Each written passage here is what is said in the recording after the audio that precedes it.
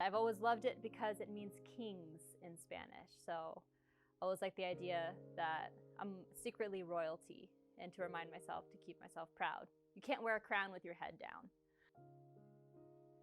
My name is Carmen Maria Reyes. This is the story of my name.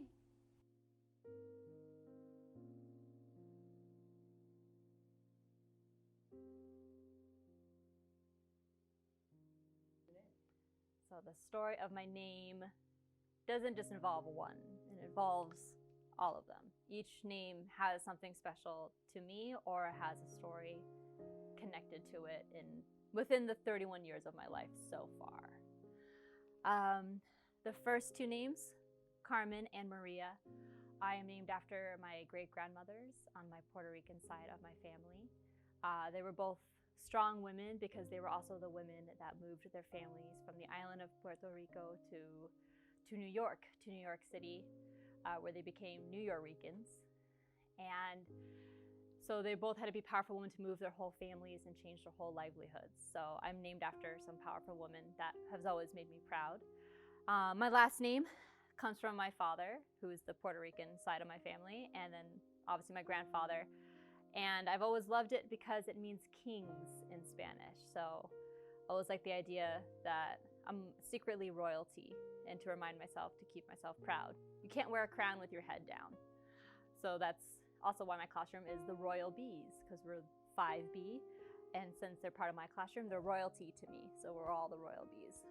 My first name though, Carmen, is of course what I use when I introduce myself to friends and family. But to some family, I'd be Carmencita as well. But Carmen, I was the only one with Carmen growing up. And so it was nice. There was lots of Heathers and Jennifers, but there was only one Carmen. But then there was somebody else that had my name, and it was from a TV show, a game show called Carmen San Diego. Look it up. It's probably too old for most of the kids now, but it was a great show. I loved it because it was where in the world is Carmen San Diego, and she traveled around the world. However, she traveled mostly because she was stealing things. I didn't care. She was traveling. I loved it. But then kids started to sing the song to me, where in the world is Carmen San Diego? But then they started to relate it to me being a thief.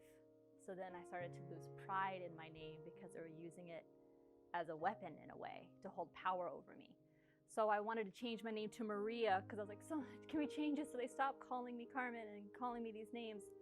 And so, of course, my mom's like, no, we're not doing that.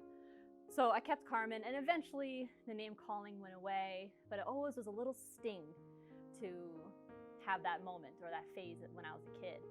But now, if you go to Netflix right now, the show Carmen San Diego has made a comeback, and she is now a hero, she's a thief against the thieves. So her name has finally come back, and now I feel fully restored, and she's a powerful character in the show. So go and watch it, it's pretty good.